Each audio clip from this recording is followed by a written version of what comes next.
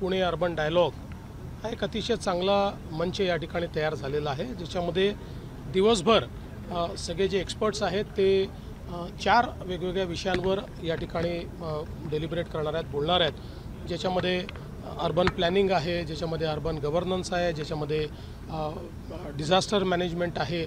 अशा विविध विषयांवर या ठिकाणी चर्चा होणार आहे आणि त्यातनं हे जे काही चॅलेंजेस आहेत त्याच्यावर एक कॉम्प्रिहेन्सिव्ह पॉलिसी तयार करण्याचा एक प्रयत्न आहे. अर्बन मोबिलिटीचा विषय आहे. या 4ही विषयांवर एक कॉम्प्रिहेन्सिव्ह पॉलिसी तयार करण्याचा प्रयत्न आहे.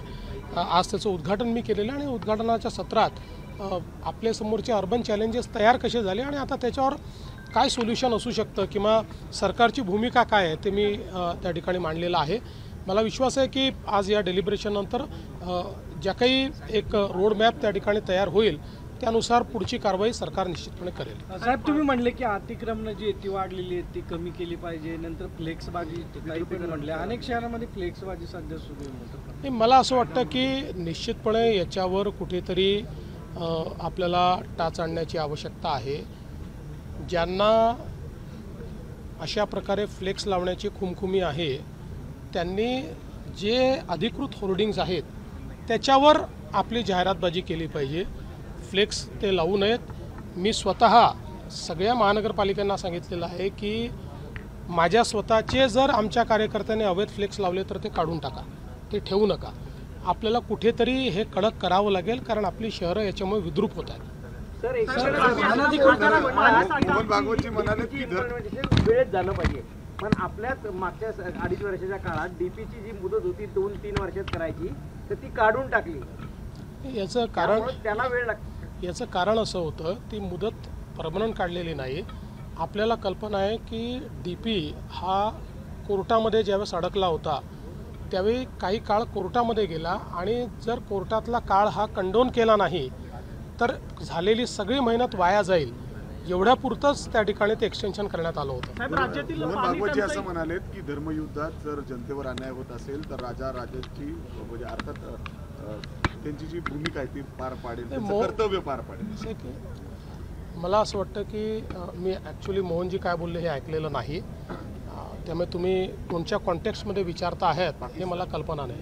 38% पाणी साठा राहिले राज्यामध्ये आणि त्यात पुणे विभागामध्ये जास्त आहे की एप्रिल-मे महिन्यामध्ये पाणी साठा हा कमीच असतो. तो मागील वर्षीपेक्षा यावेळेस जास्त आहे. मागील वर्षी या दिवसांमध्ये 32% पाणी साठा होता, तो आता 38% आहे.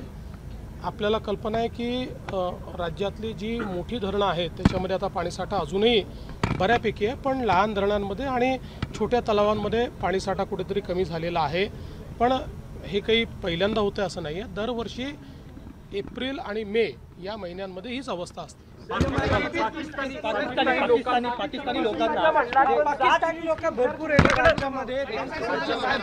पहिल्या अतिशय एक मिनिट असं आहे, मी आपल्याला गृहमंत्री म्हणून सांगतो आहे, कृपया याच्यावर उलट्या सिध्या बातम्या करू नका.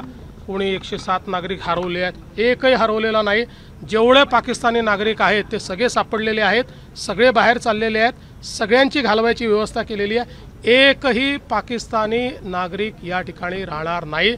माझा अंदाज आहे आज संध्याकाळपर्यंत किंवा उद्यापर्यंत पूर्ण होऊन जाईल. पुणे महानगरपालिकेला 75 वर्ष पूर्ण झाली आणि पुणे महानगरपालिकेचे जे पहिले प्रशासक आहेत सगो बर्वेजी यांच्या 111व्या जयंतीचं औचित्य साधून पुणे अर्बन डायलॉग हा एक अतिशय चांगला मंच या ठिकाणी तयार झालेला आहे, ज्याच्यामध्ये दिवसभर सगळे जे एक्सपर्ट्स आहेत ते 4 वेगवेगळ्या विषयांवर या ठिकाणी डेलिब्रेट करणार आहेत, बोलणार आहेत, ज्याच्यामध्ये अर्बन प्लॅनिंग आहे, ज्याच्यामध्ये अर्बन गव्हर्नन्स आहे, ज्याच्यामध्ये डिझास्टर मॅनेजमेंट आहे.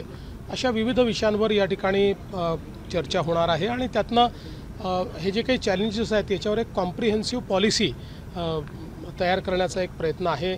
अर्बन मोबिलिटीचा विषय आहे. या 4ही विषयांवर एक कॉम्प्रिहेन्सिव्ह पॉलिसी तयार करण्याचा प्रयत्न आहे.